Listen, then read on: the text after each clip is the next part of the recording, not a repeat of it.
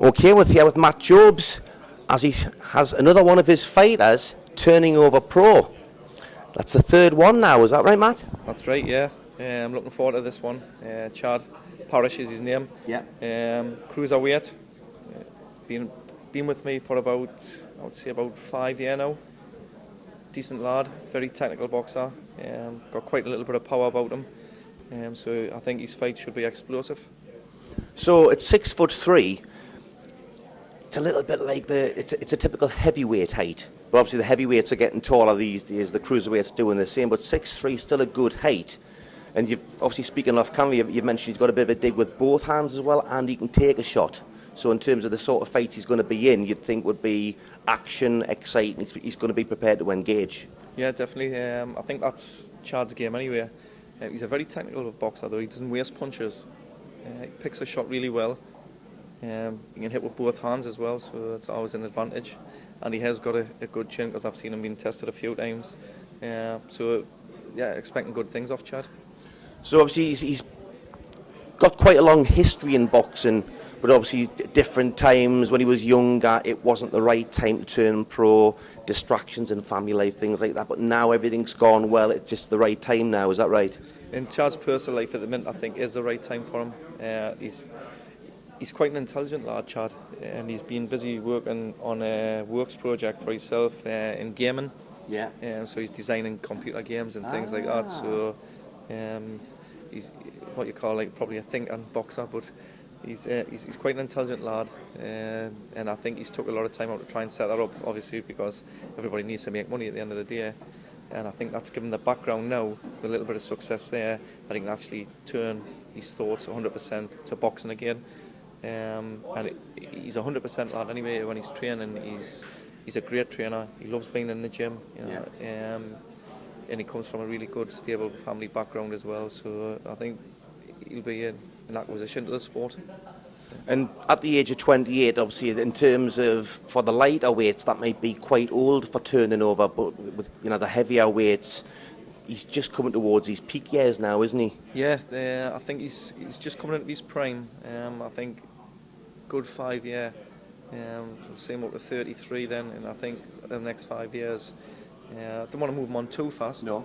But at the same time, I think we'll be looking to have at least 5, maybe 6 fights a year for him to start with, just to get him up on the road. Remember, he'll only be doing 4 rounds to start with, yeah. So Chad will breeze 4 rounds, no problem. Obviously, we're talking off camera before in terms of the boxing scene in the northeast of England, because there's probably going to be like 10 fights in 10 shows in 2015. So in terms of the platform being able to get those regular fights, there's never been a better time for any of the local guys turning over and turning pro. No, not at all. And it's nice to see the managers and promoters working together, and not just keeping certain fighters for certain shows, and put a little bit of mix and match on each show, which only bodes well for everybody in the game, especially in the northeast area. Well, it's not just with boxing, with anything. You're going to do better if you work together instead of working against each other. So it just makes sense. It's like the ant mentality. They work together to get things done, and a lot of people seem to work against each other, and it just doesn't make sense, does it? No, it doesn't. No, not at all. Yeah, I've never been one to work against anybody. In this sport, I think you're learning all the time, and I think you've got an open mind anyway. Yeah. And I think the more people that you make your friends, I think it'll bode well for the northeast. So obviously, with Chad turning over, any idea when he'd be having his first fight? We're looking hopefully to get him on the Stevie Ray's show the back end of July, but obviously that hasn't been confirmed or anything yet. Obviously Chad's got to get through his interview and his medical as well. Yeah. But I shouldn't see any problems there, hopefully not. So hopefully that'll be his debut. And if not by the end of July, the next show after that one as soon as possible, sort of thing. Yeah. Obviously, touching on to yourself as well, obviously, like I said, Chad's the third pro guy you've got. You've also got James Barnes, and obviously Sam Best's had a great start to his career as well. Have you got any more guys coming through? I have. I've got another 2 that are really close at the moment to turn as well. Mark's busy having a look at them as well. And I've got a couple of youngsters there who's had quite a good amateur career. who's came to us, and I'm busy working with them at the moment to try and progress their skills a little bit, and then we'll be looking hopefully within the next, I would say, 8 months as well to be coming in front of the board. But these have had good amateur careers as well, these two lads. But they're still only 18, 19, and the Vastas, they want to change their style a little bit from the amateur game to the professional side of things. So the Vastas will work with them on a few things. You can't just flick a switch. You've got to give them that little bit of know-how before they actually get in there, because it is a big step up from amateur to the pro side. So, and hopefully these lads will bode well.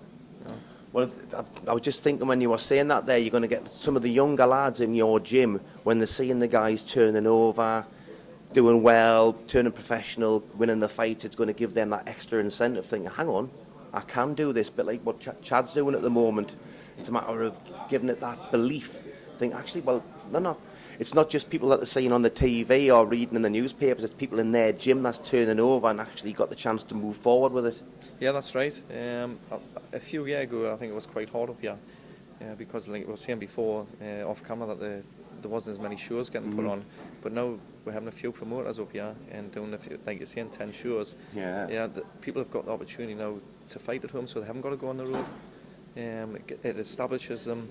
It gives them a little footing in the game because we all know how hard it is, and it's even harder when you've got to go away from home every weekend to fight, So hopefully this will bode well for the futures for the North East fighters. Well, for the boxers, I mean, from a fan's point of view, they see the likes of Kell Brook fighting on TV. But when Kell Brook first turned pro, apparently he couldn't sell a ticket. He came through the hard way, but now he's one of the biggest names in British boxing because they've built him up that right way. But fighting on the road, you can't build up an army of fans. You can't, because people can't travel to Sheffield or Blackpool or London to see you fight every time you fight. Whereas when you're fighting locally, you can have 50 come and see you, 75 the next time, 100 the next. You can build those things up with the local scene. That's right. Yeah. I think if you're a young professional turning as a 19, 20-year-old, I think fighting at home is an advantage for you. But when you're a man, shall we say, and you've got your man strength there, like 25 plus, going on the road, as long as you've got the talent, it shouldn't matter where you're boxing, because at the end of the day, there's still an opponent at the other end of the ring, and regardless who you are, you've got to get in there and do your business. So hopefully, if you've got the talent, like Kell has, obviously, and he's proven that, the rewards at the end of it you can still reap. And I think, me personally, I think that could be Chad as well. I don't think Chad will be afraid of going away fighting on the roads. But hopefully, like I say, Mark's a good manager, and let's hope, like the first few fights, he is at home and get a little bit of establishment there, and then obviously the fan base up can start to take off from there for further shows. Well, in terms of, you mentioned Mark Clausel there, in terms of, because he's an ex-boxer, he knows it on both sides of the rope. He knows what it's like to be a boxer. So when he's managing and doing any promoting and things like that, he's got the boxers' thoughts on what they need, because he's actually been there and done it. That's right, yeah. He's a proper boxing man, and these are the people that you actually need in the sport to progress it. And I think like some Manchester, Liverpool and places like that have reaped these awards over the last few years, and I think now it's a North East turn. Well, we are starting. 2015 is the transition year for me, and I've been saying it for a while now, but it's proven it with how many shows. Sky's coming back up in October, so it's all about, think about all the North East boxers who have been a bit further down the path, that be thinking, I want to be on that show, I want to be on there when the Sky cameras come up, sort of thing, like when Anthony Nelson took his chance in April, and he took it with both hands. He's a Commonwealth champion now, you know what I mean? And he was fighting on the small hall shows, which is it's the bread and butter. It's what boxing's all about. People say it on the telly, the big shows and everything, but it's the small hall shows when the guys are coming through. That's where you really, that's the heart and soul of the sport for me. It is the heart and soul of it. But at the end of the day, all these fighters are in it for one reason only, and that's to achieve something. And if them get an opportunity to fight on one of the bigger shows, I know for a fact Sam and Chad would grab it with both hands. And they would put on a really, really good show as well. Well, the way the atmosphere for the show in April, I would expect it's going to be a similar situation in October.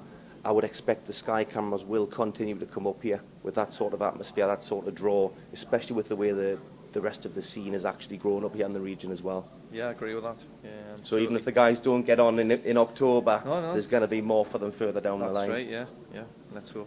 Exciting times, Matt. Cheers. Thank you very much. I'll see you down the club in a couple of weeks' time, mate. Cheers. Great Thanks. stuff.